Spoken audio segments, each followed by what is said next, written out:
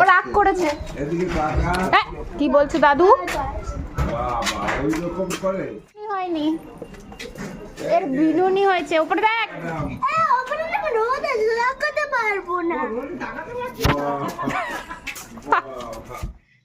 আজকে সবাই মিলে যাচ্ছি বাপসে, মানে এটা হলো বাপস শ্রী স্বামীনারায়ণ মন্দির বলা হয়। এটা আছে ডায়মন্ড হারবার রোডে, যেটা পৈলান বলা হয়। তোমরা পৈলান মন্দির হিসেবে অনেকে চিনবে, তো সেখানেই যাচ্ছি। এর আগে আমি একবার ঘুরে এসেছিলাম, তখন আমার দিদি ছিল, মাকে নিয়ে কাকিকে নিয়ে গিয়েছিলাম। বাবার ঘোরা হয়নি, আর অনেক দিন ধরেও কোথাও বেরোনো হচ্ছিল না, তাই সবাইকে নিয়ে গেলাম আজকে ওই মন্দিরে। অলমোস্ট চলে এসেছি। আগে এখানে পার্কিংয়ের ব্যবস্থা খুবই ছোট ছিল, কিন্তু এখন এই পজিশনটা অনেকখানি বড় করে দিয়েছে। আর মন্দিরটা আমি তোমাদেরকে কি বলবো, এতটাই সুন্দর দেখতে যে কি বলবো। গাড়ি এখানে পার্কিং করে দিয়েছি, দেখো পার্কিং লট।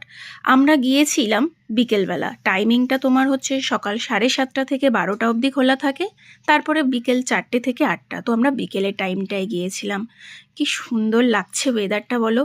গরম ছিল কিন্তু সেদিনকে, কিন্তু ওখানের আকাশের এত সুন্দর সিনারি দেখে মন প্রাণ যেন ভরে যাচ্ছিল। এই দেখো মন্দিরের সাইড থেকে আসছি, এবার মন্দিরের ভেতরে প্রবেশ করব। মন্দিরের ভেতরে কিন্তু তোমাকে ঢুকতে দেবে না। আর এই মন্দিরটায় কোনো টাকা পয়সার ব্যাপার নেই, মানে হয় না ঢুকলেই এন্ট্রি ফিস চাই, এই ফিস চাই। এই মন্দিরে একদমই কোনো ফিসের বালাই নেই। তুমি জুতো রাখবে সেখানেও ফ্রিতে। গাড়ির পার্কিংয়ের তোমাকে ফিস দিতে হবে, বাট মন্দিরের ভিতরে আদার্স কোনো টাকা দিতে হবে না। এবার তুমি যদি আলাদা করে পুজো দিতে চাও, তুমি সেটা দিতে পারো। এই অবধি আমার ফটো তোমাদের আমি দেখাতে পারবো বা শেয়ার করতে পারবো, কারণ মন্দিরের ভিতরে ফোনস নট অ্যালাউড। আমার মেয়েদের ভীষণ ভীষণ ভালো লেগেছে মন্দিরটা। বোধহয় এই প্রথম ওরা কোনো মন্দিরে এসে লাইট খুব ভালোবেসেছে। মন্দির দেখা হয়ে গেছে, বাবা মাকে বললাম চলো একটু কিছু খেয়ে নিই। তো এখানে এসে টিকিট কাটলাম, ওখানে পেমেন্ট করতে হবে আর কি কী খাবো। তো সেখান থেকে আবার বিল দিয়ে, যেমন সব জায়গায় হয়, বিলটা নিয়ে গিয়ে ওইখানে কাউন্টারে দেখালে সেই খাবারগুলো তোমাকে দিয়ে দেবে।